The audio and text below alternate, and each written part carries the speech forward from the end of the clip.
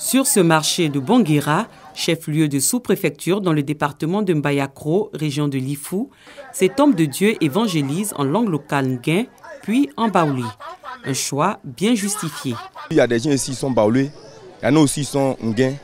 Donc je prêche en français un peu, je prêche un peu en baoulé, et puis il change à Nguin. Il y a des Nguin qui comprennent baoulé, il y en a aussi qui ne comprennent pas. Ici, parler Nguin permet de mieux se faire comprendre par les autres. Le Nguin est perçu comme une mosaïque de langue locale. C'est un peu mélangé, il y a baoulé, il y a djoula, bon, il y a un peu tout dedans.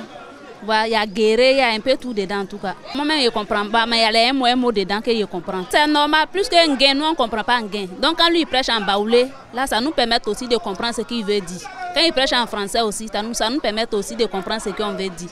C'est cette langue locale qui est parlée par ces anciens sous l'arbre à palabres. Une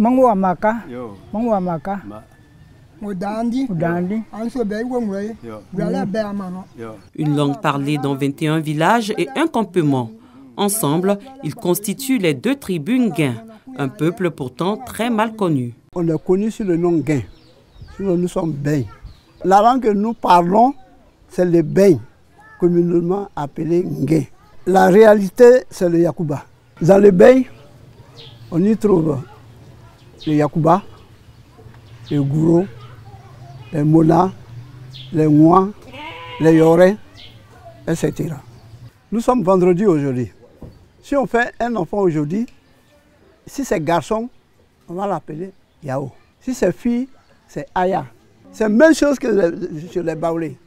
D'où vient donc l'usage des mots tirés des autres langues locales qui forment ce dialecte? Nous sommes du Mandé Sud. Nos aïeux vivaient ensemble avec les Yakuba. C'est-à-dire ce sont nos frères. Nous étions au Mandé Sud, le peuple s'appelait Waya. L'Ouest, ça dit ouais. C'est une grande famille. Les pères étaient mariés à deux femmes. Ces deux femmes ont eu des histoires. Et puis, il y a eu décès. C'est devenu une guerre. Bon, cette guerre a fait que les gens se sont dispersés. Bon, ces groupes qui se trouvent dans le département de Mbayakro aujourd'hui sont partis vers le sud. On est parti par le Togo, ainsi de suite, et puis on est arrivé ici. Les Baoulés, ils sont venus nous trouver, et puis à force de se côtoyer, on a parlé un peu et puis on a mélangé. Ce peuple travailleur est à majorité cultivateur. Il est l'acteur de l'essor de l'ancienne boucle du cacao.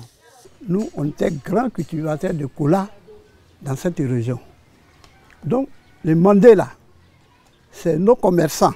Avant, on fait cacao, mais maintenant, il n'y a pas cacao. C'est le café et anacal. On peut en faire ça. Bon, et puis on fait le maïs encore. Avant même, c'était cola. Bon, maintenant, il n'y a plus cola. Nguin ne peut pas rester sans travail. Voilà pourquoi on fait un peu. Anacarde, café, maïs, arachide, on fait un peu. On est devenu comme les gulas, maintenant on prend le kabato et puis les riz. Sinon, avant, vraiment, c'était l'igname. Les Mbègnes ou Nguin sont un peuple guerrier, aujourd'hui très islamisé.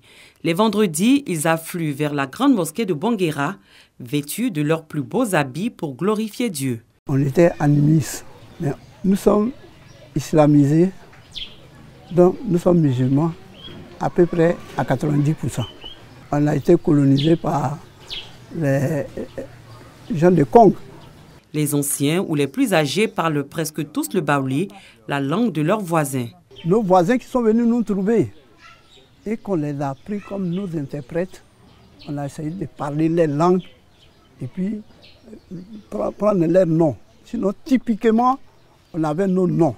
Les Nguins avaient les Trémali, les Kossia, il y a Épini, il y a Kangan, ainsi de suite.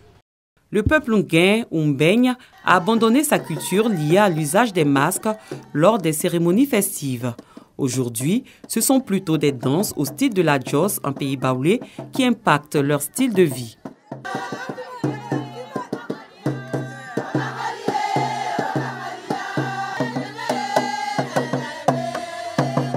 Quand on est arrivé, les danses de résistance, on les faisait comme les Yakoubala.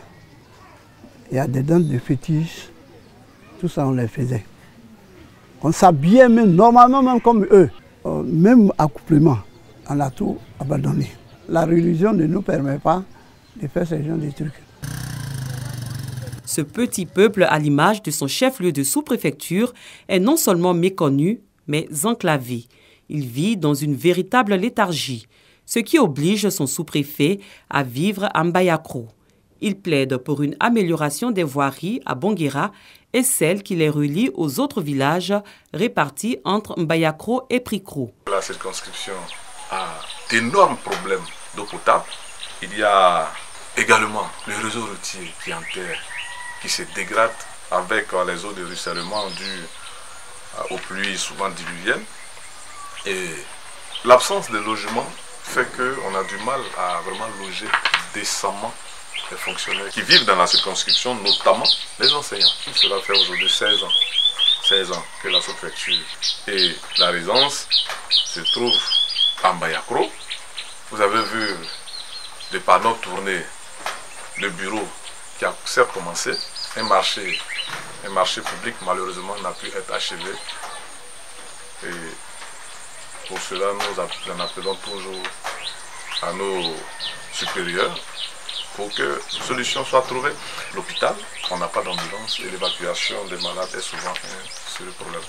J'appelle au rassemblement des cadres, j'appelle également à la cohésion, la bonne cohésion sociale des fils d'abord du village, associée à celle des cadres pour qu'ils prennent en main le destin de leur cité.